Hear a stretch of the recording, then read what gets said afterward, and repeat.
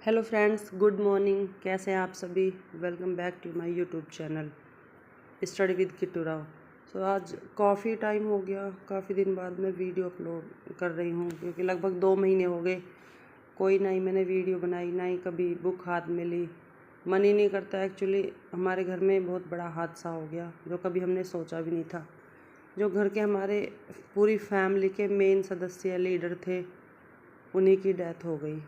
ज़्यादा एज भी नहीं थी और अभी उन्हें कार्डियक अटैक आया अचानक से ही। तो 30 मई को शाम को उनकी डेथ हो गई।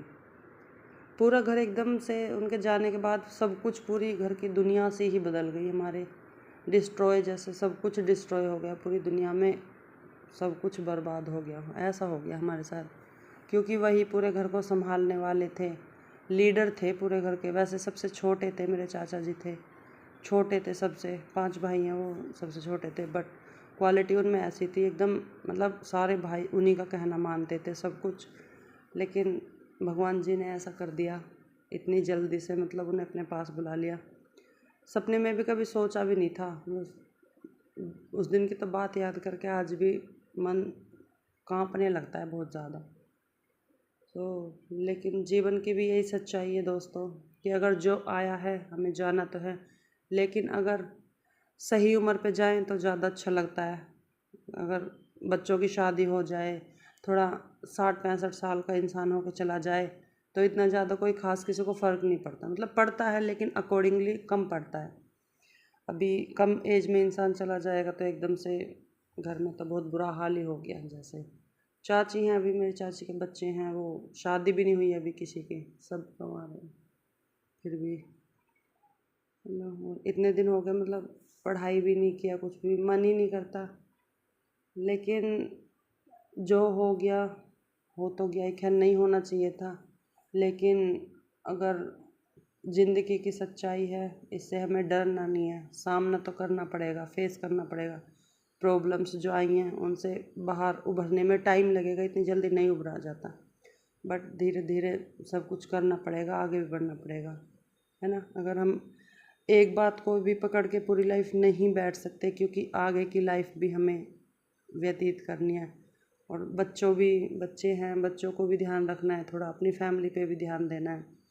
बट अवॉइड करने का कितनी भी कोशिश कर लूँ कि ना ही याद करूँ थोड़ा, क्योंकि याद करके मन बहुत ज़्यादा उदास ऐसा हो जाता है, फिर मन नहीं लगता पूरे दिन। कोई दिन ऐसा नहीं, फिर भी कोई दिन ऐसा नहीं जाता तो सुबह उठते ही चाचा जी की याद ना आए, कभी रात में कभी सुबह में। कई दिन तो मेरे साथ ऐसा हुआ था, पूरी पूरी रात हो जाती, मैं सोती नहीं थी।